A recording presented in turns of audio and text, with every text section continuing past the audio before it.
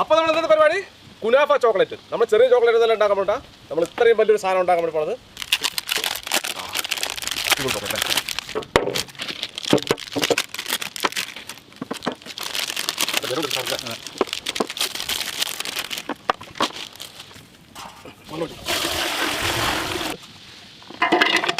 തുടങ്ങി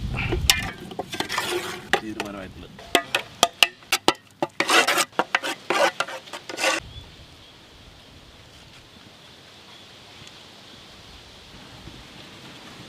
മഞ്ഞ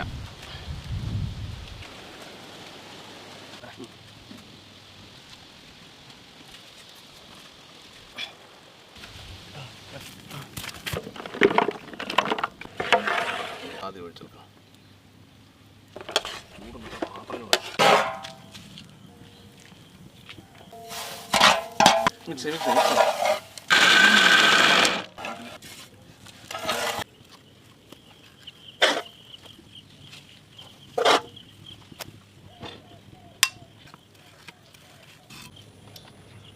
കറക്റ്റ് തിരിച്ച കുറച്ച് പിസ്തങ്ങൾ